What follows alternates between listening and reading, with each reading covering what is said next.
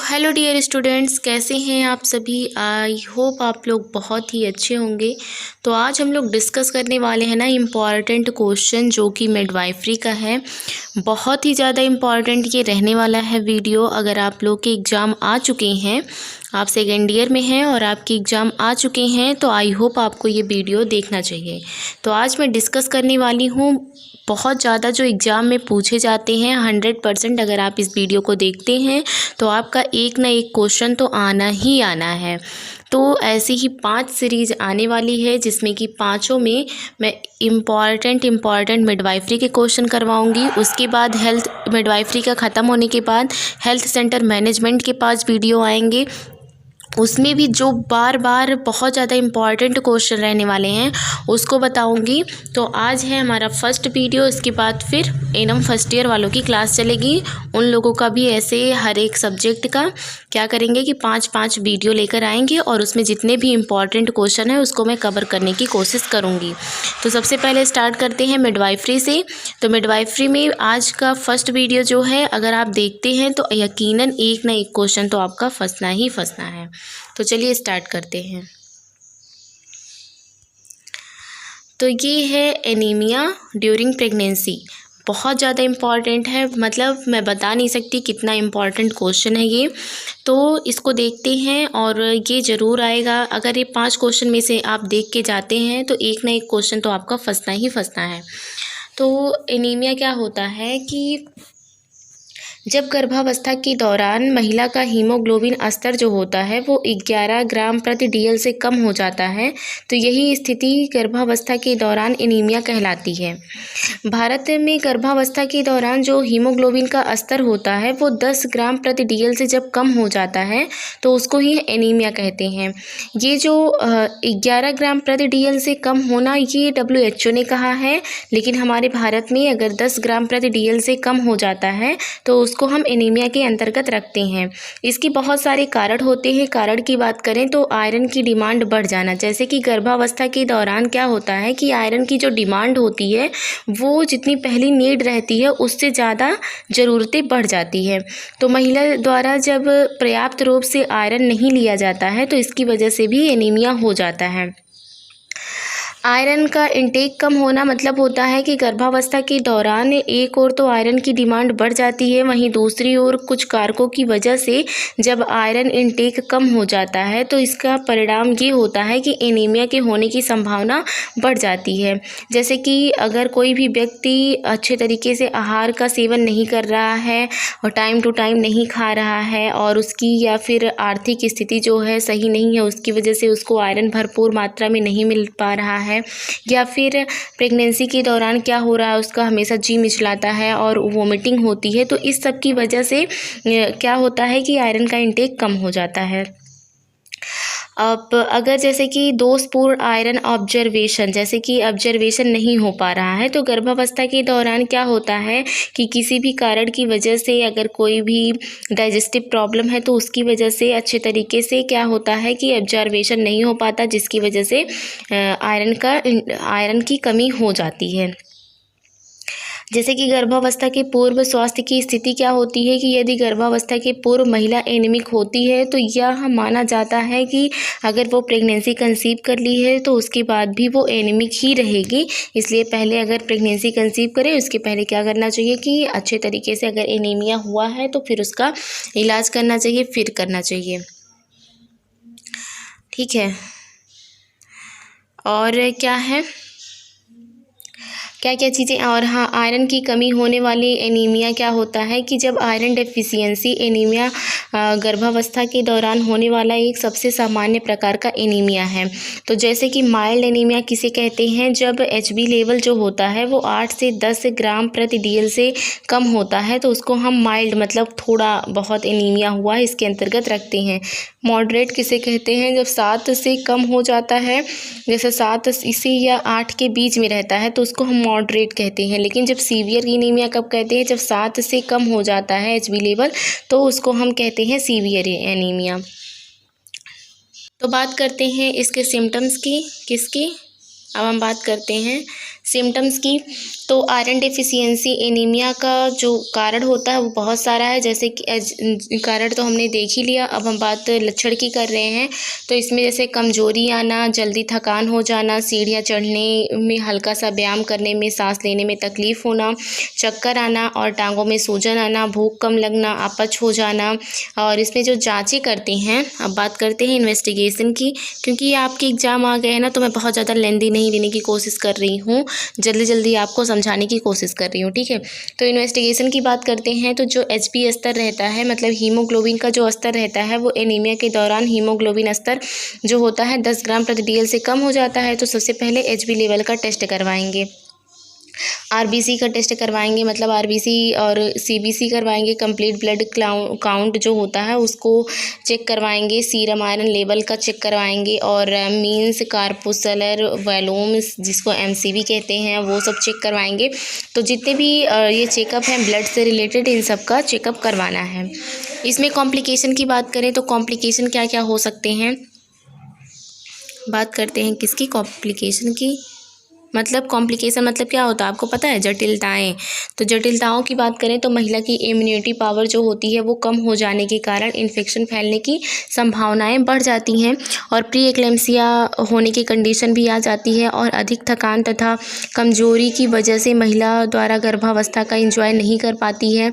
हल्का सा प्रसव अगर जैसे PPH का खतरनाक खतरा भी बढ़ सकता है।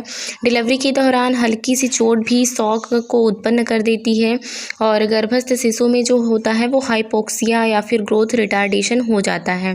अब इसके मैनेजमेंट की बात करें कि मैनेजमेंट इसमें क्या करना चाहिए, तो महिला को आयरन युक्त खाद्य पदार्थ जैसे कि हरी पत्तेदार सब्जियां, अन्य सब्जियां, फल, अनाज, ये सब देने की कोशिश करनी चाहिए। और यदि महिला में एनीमिया उत्पन्न करने वाली कोई बीमारी है तो उसका इलाज करना चाहिए, और उसकी भूख को बढ़ाने के लिए, जैसे कि अगर फीमेल को भूख नहीं लग रहा है तो फिर भूख को बढ़ाने के लिए ऐसी दवा देनी चाहिए। और अगर हो सके तो मतलब अगर तब भी नहीं ले पा रही हैं, उनका आयरन इनटेक बैलेंस नहीं हो रहा है, तो फिर आयरन थेरेपी देनी चाहिए, जैसे कि चाहे ओरल दे सकते हैं, चाहे इंजेक्शन के थ्रू दे सकते हैं, चाहे जिस तरीके से देना चाहिए। अब बात करते हैं एक्लेम्सिया की। किसकी हम बात करने वाले हैं अब, एक्लेम्सिया की। तो देखिए, जो एक्लेम्सिया होता है ये गर्भावस्था की एक एक्यूट एवं लाइफ थ्रेटनिंग कॉम्प्लिकेशन होता है, जिसकी कैरेक्टरिस्टिक में जैसे महिला जो होती है वो प्री एक्लेम्सिया के लक्षणों के साथ टोनिक क्लोनिक दौरे और सीजर अथवा कोमा की स्थिति होती है। तो यही सब होता है एक्लेम्सिया। तो अगर इसकी परिभाषा की बात करें तो गर्भावस्था के दौरान महिला में प्री एक्लेम्सिया के लक्षण जैसे कि उच्च रक्तचाप, एडिमा, प्रोटीन यूरिया के साथ जब दौरे और कोमा की उपस्थिति बनी रहती है तो उसे ही एक्लेम्सिया कहते हैं। जैसे कि इसके कुछ इम्पॉर्टेंट तथ्य भी हैं, जैसे कि एक्लेम्सिया के बहुत कम केसेस से ही अचानक बिना किसी वार्निंग के उत्पन्न होते हैं, नहीं तो ऐसा क्या होता है कि वार्निंग देकर ही उत्पन्न होते हैं। इसमें दौरे आते हैं और एडिमा की स्थिति बनी रहती है और रक्तचाप बढ़ जाता है।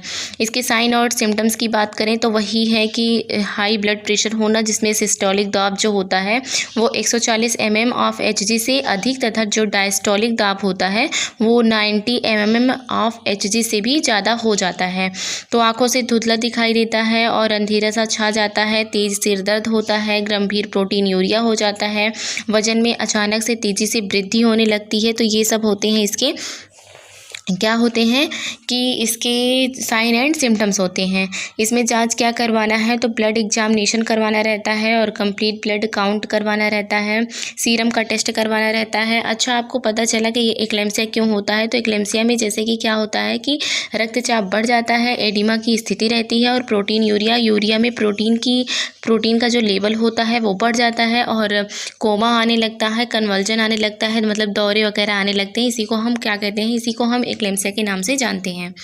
इसमें कॉम्प्लिकेशन की बात करें तो जो महिला होती है उसमें क्या होता है कि मानसिक भ्रमकता आ जाती है और जीभ कट जाती है, अस्थियों का भंजन हो जाता है, और एक्यूट रेनल फेलियर की कंडीशन हो जाती है। और अगर शिशु की बात करें तो उसमें एस्फेक्सिया हो जाता है या फिर इंट्रायूट्राइन डेथ हो जाता है।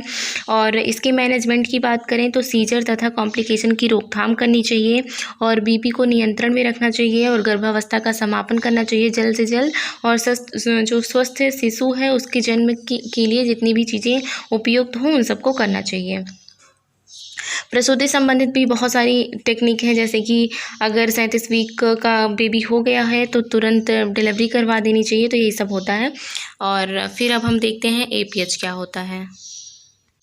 अच्छा, अगर आप लोगों को ये लग रहा होगा कि मैं बहुत जल्दी स्पीड में पढ़ा रही हूँ तो एक बार कमेंट कर दीजिएगा, क्योंकि मुझे लग रहा है कि एग्ज़ाम आ चुके हैं तो मैं जितने क्वेश्चन को कवर करवा सकूँ उतनी अच्छी बात है। तो अगर आपको लग रहा है कि मतलब समझ में नहीं आ रहा है या फिर मैं कुछ ज़्यादा जल्दी बोल रही हूँ तो फिर एक बार कमेंट कर देना आप लोग, फिर नेक्स्ट वीडियो से मैं उसी अकॉर्डिंग करूँगी, ठीक है।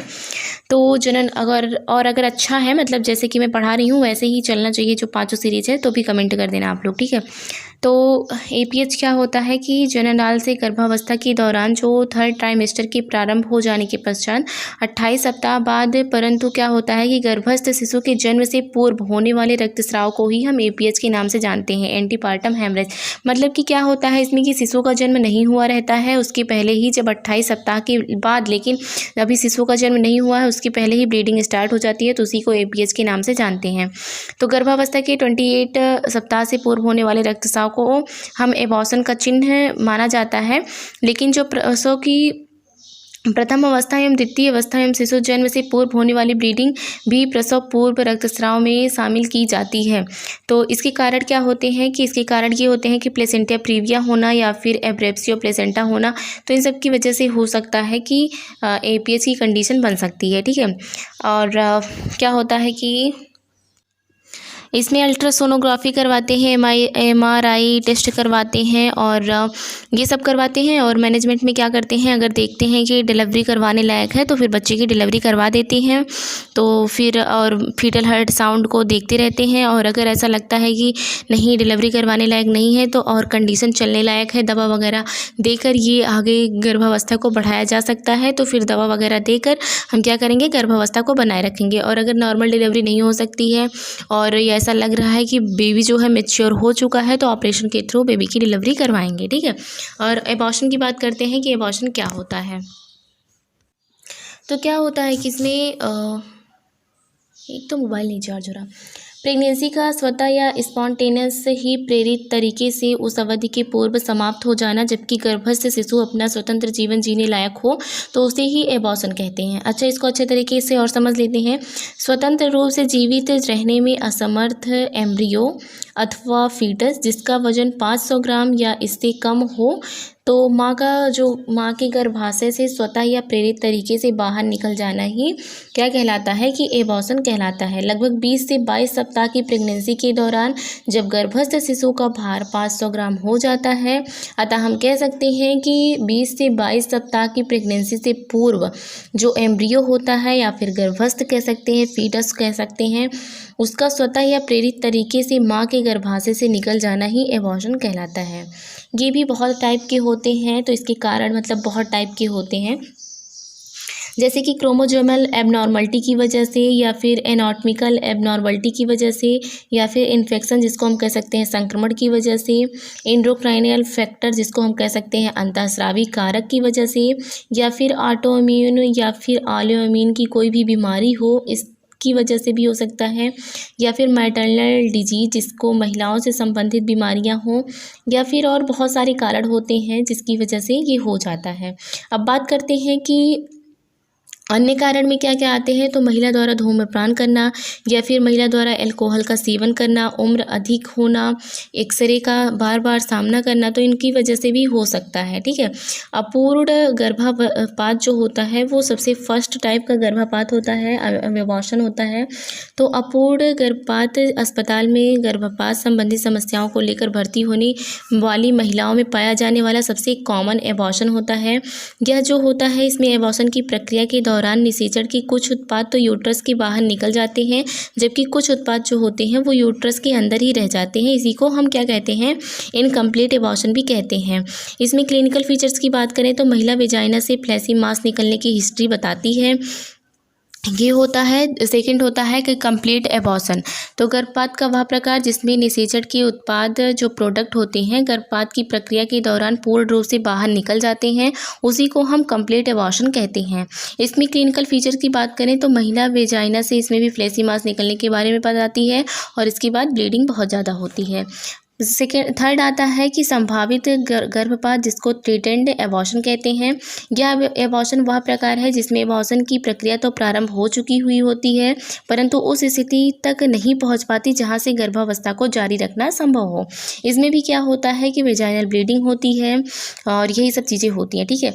और अपरिहार्य, जिसको हम कहते हैं, जिसको हम क्या कहते हैं कि इनवाइटेबल एबॉर्शन। तो यह एबॉर्शन जो होता है वह प्रकार है जिसमें गर्भावस्था को जारी रखना संभव नहीं होता है। इसमें भी वेजाइनल ब्लीडिंग आती है और दर्द युक्त गर्भाशयी जो क्या होता है कि संकुचन होता है। तो ये सब चीज़ें होती हैं। और लीन एबॉर्शन होता है जिसको हम मिस्ड एबॉर्शन कहते हैं। तो गर्भपात की वह प्रक्रिया जिसमें गर्भस्थ शिशु फीटस की मृत्यु हो जाती है परंतु यह यूट्रस से बाहर नहीं निकलता है, उसी को मिस्ड एबॉर्शन कहते हैं। इसमें भी शुरुआती में संभावित गर्भपात के लक्षण उत्पन्न होते हैं, उसके बाद में ये समाप्त हो जाते हैं। वेजाइना से ब्राउनिश रंग का निष्कासन होता है। और फिर आता है कि छठा नंबर, जिसको हम सेप्टिक एबॉर्शन कहते हैं। तो जब गर्भपात के साथ यूट्रस एवं इसकी कंटेंट्स में संक्रमण के लक्षण उपस्थित होते हैं तो उसी को हम विषाक्त गर्भपात कहते हैं। यह संक्रमण जो होता है वो यूट्रस से शरीर के अन्य भागों तक भी फैल सकता है तथा महिला जो होती है वो सेप्टिसीमिया से भी पीड़ित हो सकती है। इसमें क्या होता है कि स्ट्रेप्टोकोकाई, ई कोलाई या क्लास्ट्रोडियम वेल्फी, ये इन सब के किसी भी माइक्रो ऑर्गेनिज्म की वजह से जब इन्फेक्शन हो जाता है तो यही सब कारण होते हैं जिसकी वजह से सेप्टिक एबॉर्शन होता है। तो ये रहा हमारा मतलब एबॉर्शन। और अब इसकी मैनेजमेंट की बात करें, कॉज की बात, निदान की बात करें तो इसमें क्या करना चाहिए। अगर कोई भी एबॉर्शन की कंडीशन बन रही है तो सबसे पहले जो हीमोग्लोबिन का टेस्ट करवाना चाहिए। और अगर बैक्टीरिया वायरस से हो रहा है तो सूक्ष्म जीवों का परीक्षण करना चाहिए और ड्रग वगैरह देना चाहिए। मैनेजमेंट की बात करें तो महिला को IV लाइन प्रारंभ कर देनी चाहिए। एंटीबायोटिक, अगर इन्फेक्शन से हुआ है तो एंटीबायोटिक देना चाहिए। या फिर अगर ये देखें कि ब्लड की कमी हो रही है, बहुत ज़्यादा ब्लड लॉस हो गया है, तो उसमें क्या करना चाहिए कि आयरन थेरेपी देनी चाहिए या फिर वो ब्लड की व्यवस्था करनी चाहिए ब्लड ट्रांसफ्यूज करवाने के लिए, और दवाइयाँ देनी चाहिए। और फिर मनोवैज्ञानिक सहारा देना चाहिए क्योंकि एबॉर्शन के थ्रू महिला बहुत ज़्यादा जो होती है उसको साइकोलॉजिकल सपोर्ट की ज़रूरत होती है, वो क्योंकि बहुत ज़्यादा टूट चुकी हुई रहती है। फिर क्या करना चाहिए कि दर्द निवारक दवाई देनी चाहिए और अगर फीवर हो तो उस सब का उपचार करना चाहिए। और बार बार जो एबॉर्शन के कारण होते हैं यही होते हैं कि शरीर का संरचनात्मक जो विकार होता है, मतलब शरीर अच्छे तरीके से नहीं रहता है, उनका जो एनाटॉमिकल मतलब बनावटें होती हैं वो सब सही नहीं होती है। अब बात करते हैं नॉर्मल प्यूपेरियम की। तो जो प्यूपेरियम होता है जो प्यूपेरियम होता है कि मेरी मोबाइल चार्ज नहीं हो रही है आज। जो प्यूपेरियम होता है वो शिशु जन्म के पश्चात की वह अवधि होती है जिसके दौरान महिला के जननांग जो होते हैं वो वापस गर्भावस्था के पूर्व वाली स्थिति में लौट आते हैं और महिला के जो ब्रेस्ट होते हैं उसमें लैक्टेशन मतलब दूध का स्राव होने लगता है तथा महिला प्रसव के शारीरिक एवं भावनात्मक अनुभवों से उभर जाती है। यही प्यूपेरियम की कंडीशन होती है। मतलब सीधा साधा इसका मतलब हम ये कह सकते हैं कि सूतिकावस्था जो होता है वो प्लेसेंटा की डिलीवरी के तुरंत बाद प्रारंभ हो जाता है तथा उसके बाद अगले 6 वीक, जिसको हम 42 दिन भी कह सकते हैं, तक रहता है। इसमें क्या होता है कि उसकी जो वह प्रक्रिया जिसके द्वारा महिला के जो जननांग होते हैं, जेनाइटल एरिया होता है, वो लेबर के पश्चात प्यूपेरियम के दौरान उस स्थिति में वापस आ जाते हैं कि जैसे कि गर्भावस्था के पूर्व में थे उसी अवस्था में आते हैं। ये 6 वीक का जो टाइम होता है उसी को हम प्यूपेरियम के नाम से जानते हैं।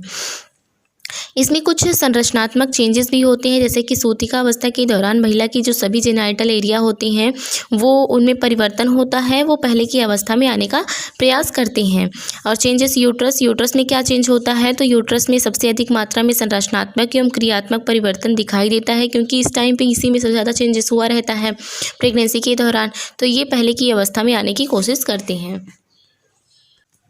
तो इसके ऑर्गन की बात करें कि किस किस ऑर्गन्स में चेंजेस होते हैं, कि जैसे कि सर्विक्स में चेंजेस होते हैं, चेंजेस इन वेजाइना में चेंजेस होते हैं, पेरिनियम एरिया में चेंजेस होते हैं, और ऐसे मतलब जितने भी ऑर्गन्स होते हैं उन सब वो सब चेंज होते हैं। अब बात करते हैं कि हम लोकिया की। लोकिया भी मोस्ट इम्पॉर्टेंट है, मतलब कि लोकिया ना आपको पूछ लेता है कि जो फिल इन द ब्लैंक्स वाले में है उसमें भी पूछ लेता है। तो ये लोकिया रुब्रा और लोकिया सिरोसा इन सब का कलर पूछ लेता है, ठीक है। तो ये लोकिया जो होता है वो सूतिकावस्था के दौरान वेजाइना से होकर निकलने वाले स्राव को सूतिका स्राव या फिर लोकिया कहते हैं। इनके मुख्य रूप से गर्भाशयी मतलब गर्भाशयी स्राव होते हैं। जैसे कि इसमें क्या जो स्राव निकलते हैं वो क्या होते हैं, वो ब्लड होते हैं, डेसिडुआ होते हैं, और भ्रूणी झिल्ली होती है, लेनिंगो होते हैं। ये सब जो चीज़ें होती हैं, मेकोनियम होता है, ये सब जो चीज़ें होती हैं वो लोकिया के स्राव के रूप में बाहर आती हैं। इसके बाद इसकी कलर की बात करें तो लाल सूतिका स्राव या लोचिया, इसको मतलब लोकिया रुब्रा जो होता है उसको हम रेड कलर का होता है, और लोकिया जो सिरोसा होता है वो गुलाबी कलर का होता है, और लोकिया अल्बा जो होता है वो वाइट कलर का होता है। तो आई होप आप लोगों को ये समझ में आया होगा। और अगर इसमें हम होम विजिट की बात करें तो सूतिका अवस्था के दौरान गृह मुलाकात भी करनी चाहिए। जैसे कि जो फर्स्ट मुलाकात होती है वो 24 घंटे के अंदर करनी चाहिए, और जो द्वितीय मुलाकात होती है उसको डिलीवरी के तीसरे दिन करनी चाहिए, और जो थर्ड मुलाकात होती है वो 7वें दिन करना चाहिए, और जो चतुर्थ मुलाकात होती है वो 6 सप्ताह बाद करनी चाहिए। तो इसमें आशा द्वारा या फिर एनम के द्वारा क्या किया जाता है कि प्यूपेरियम के दौरान जब प्यूपेरियम चलता रहता है उस टाइम पे किया जाता है मुलाकात। क्यों किया जाता है, क्योंकि सभी चीज़ें पहले की अवस्था में आ रही हैं या फिर नहीं, या फिर कोई भी क्रिटिकल कंडीशन तो नहीं बन रही है इस दौरान पे, या फिर माँ बच्चे को अच्छे तरीके से ब्रेस्ट फीड करवा पा रही है कि नहीं, इन सब को देखने के लिए, पता लगाने के लिए, और कोई भी जटिलता है तो उसकी रोकथाम करने के लिए क्या किया जाता है कि होम विजिट किया जाता है। तो आई होप आप लोगों को ये सब समझ में आया होगा। और अगर मेरी स्पीड ज़्यादा है तो मैं फिर से बोल रही हूँ आप लोगों को, आप लोग कमेंट में बताइएगा। और ऐसे ही मैं 5 वीडियो लाने वाली हूँ जिसमें कि ऐसे ही जो भी इम्पॉर्टेंट टॉपिक हैं उनको कवर करने वाली हूँ। आप लोग के बहुत सारे कमेंट आ रहे थे मैम इम्पॉर्टेंट क्वेश्चन बताइए। तो देखिए इससे ज़्यादा इम्पॉर्टेंट कुछ भी नहीं है। तो अगर आप इसको पढ़ के जाते हैं तो आई होप एक क्वेश्चन तो आपका फंसना ही फंसना है। और जो मैं 5 वीडियो लाऊंगी उसमें से तो 100% श्योर है उसकी आगे कुछ भी क्वेश्चन नहीं आएगा, ठीक है। और मैं इसलिए इस वीडियो पढ़ा रही हूँ जिससे कि आप लोग का रिवीजन बस हो सके। तो चलिए मिलते हैं नई वीडियो के साथ। और हाँ, अगर आपको अच्छा लगा वो वीडियो तो एक बार कमेंट में बता दीजिएगा, क्योंकि आपके जो कमेंट्स हैं वो देख के मुझे बहुत ज़्यादा खुशी होती है और मुझे मोटिवेशन मिलता है जिससे कि मैं और भी वीडियो बनाऊँ। तो आपने जैसा कि पहले वाली वीडियो में बहुत सारा प्यार दिया, जो मैंने कॉपी लिखने का तरीका बताया था, तो इसी तरीके से अगर आपको ये वीडियो भी अच्छी लगती है तो कमेंट में ज़रूर बताना। Thank you.